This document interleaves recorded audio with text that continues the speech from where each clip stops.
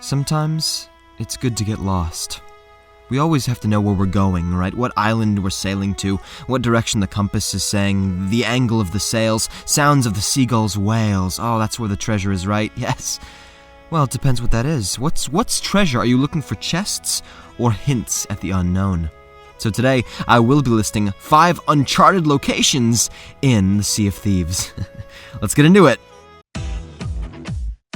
Starting off with number 5, we have a collection of islands located at L14 and L15, and this is just to the north of Fool's Lagoon. And when you first get here, it might not seem like there's a whole lot to this place after all.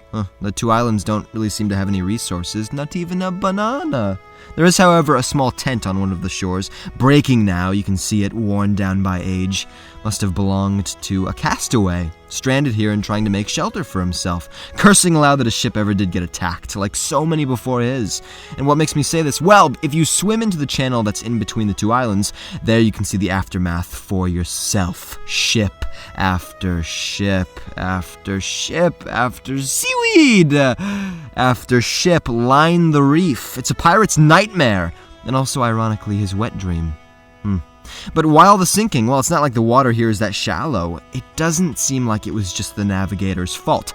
If you follow the island to the other side, you'll eventually find a deep coral reef. Go down it, and there you might find your answer. The remains of a massive sea monster lie at the very bottom, cut off from the light, its jaw still open to bite. Years ago, any ships that came even remotely close to these islands would be set upon by this creature of the deep. Fearsome that it was, and no one could kill it. It eventually had to die of old age in its own home. That's how fearsome this thing really was. But that castaway's tent that we saw when we first arrived, he had been one of the few to survive such a fatal attack. Number 4, we have what sailors are calling Leviathan Rock. You can find this just to the northeast of Cannon Cove. On the horizon, you can see it looming there, this great obelisk that it is, blocking the view from that direction. It stands at a record... Aw, whale. Do you see the whale in the cloud? Don't eat the moon, you dingus! Oh, wait a minute. Oh, it's a dolphin. It's got that thing on the top. So it's a whale fin. Oh, wait, orcas do have fins. It's an orphin. It's an oifum! Harnessing the power of the moon!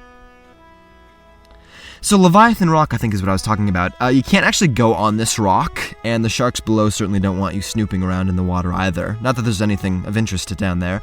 There's actually a spot that I tried climbing, and of course I was without my Skyrim horse, but I still did find a way to see something that I shouldn't have. I pressed my cheeks up against the hard rock, and I went... Nothing happened, so I pulled my pants back up and I tried my face instead, and lo and behold, the penetration worked! I was nose deep in the surface of that rock, just enough to see the stream that runs underneath this great Leviathan. There aren't any tunnels in the water that lead to that spot, but that's okay. I felt like I had seen more of that beast than most other sailors had, or I saw inside it, into that wet soul. And quite frankly, it was empty. This Leviathan had yet to find purpose in its own life. Maybe it was to let me thump it. I think I'll come back another day and I'll thump it some more. Number 3, we have the underwater cave that can be found at S16 on the map. It's actually really easy to miss this. You can be looking for S16 all you want, and it doesn't really look like anything's around. It's kind of like, wait, is that, maybe I see. And then once you get super close, you barely see a group of trees breaking the water. Unspectacular and unexciting. Yeah, it's no wonder most pirates would sail right by this and not even give it a second thought. But think of just how many places you haven't seen because your head was buried in the wind. Philosophicals! So drop that anchor like it's hot! Get your beautiful ass into that water and go north. Why north? Ships. There's always something interesting near a sunken ship. It's like a well-known fact, among sea urchins getting hit on by dirty sloops. But in your awkward paddling, you'll eventually find the entrance to a cave. Swim through it, hold your breath as best as you can. I've never been very good at that myself, but until finally you come up into a small cave. It's already lit up by torches. Honestly, who would have found such a secret area? Damn, good for them. Bats fly around the ceiling, mushrooms glow on the walls, and all paths leading up take you to a very special relic, a tribal statue placed on the paramount rock of this dark place. 4 faces, 1 for each side, a figure that sees all. Who does this represent? I couldn't begin to tell you. We'd have to speak with the Aboriginals, honestly. Not that I have any idea where they are. The only people I ever see running around are those on deck throwing buckets full of water out the windows. It's Rock Thumper 69 and his friend, Banana Hammock. Number 2, we've the rocky outcrop located at the very center of the map. This is between M13 and 14 and N13 and 14. Am I saying N or M? M? It's hard to miss this. The main rock cuts out of the water like the sharp end of a sword, many feet high. How many is many? I don't know. It's nothing crazy, really. Barrels? Oh dear God, why?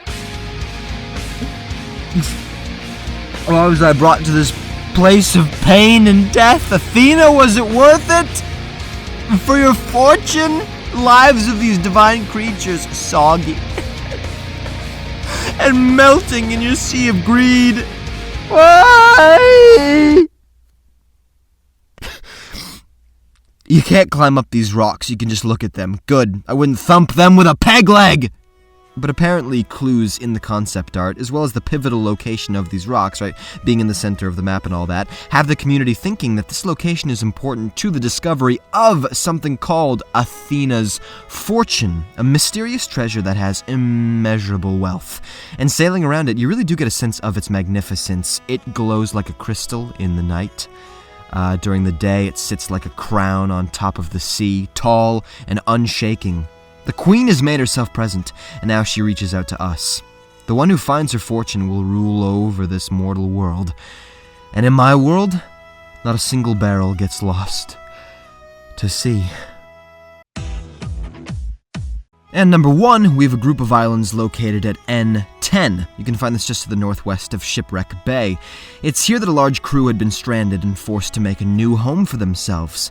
Tensions would soon rise, but until then, things had been okay. They worked together to get supplies.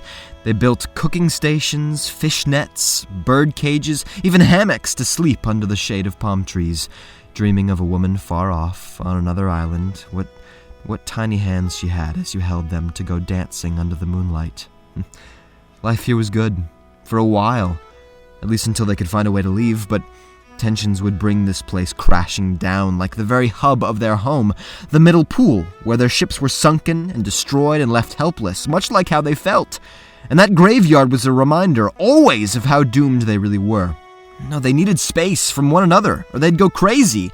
They tried separating themselves evenly to the 3 islands of this place, but that just caused them to split big time, to manifest their own small tribes, who soon after only cared about themselves. The food had to be theirs, no one else's. Guards were put on watch to prevent the others from swimming over and taking what they had. Because of that, rocks would be thrown, names would be called, like Crud Bucket. Until each tribe could take no more, they attacked. All of them invaded each other, knives drawn. We can actually still see the aftermath of an engagement. One person shoved against a rock, holding his stomach as he bled out and died. But not without cutting into his attacker as well, who shortly after died from the blood loss as well. It was carnage. It was self-mutiny. One person had even been hiding supplies in an underground tunnel, trying to escape for so long the wrath of their own people. They hid books which they would read 9 hours out of the day, bananas for safekeeping, cannonballs in case they could build a small ship and get out of here, even making an altar just for the wheel of that ship, motivation that one day they will ride those waves again. But this person had also been taken by the carnage above.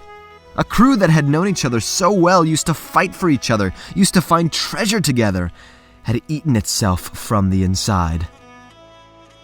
And there you have it, 5 Uncharted locations in Sea of Thieves. If you enjoyed the video, please like, comment, and subscribe. And down below, please tell me, is there another spot that you'd like to add to this list? Alright, thank you very much for watching. And remember, put down the compass.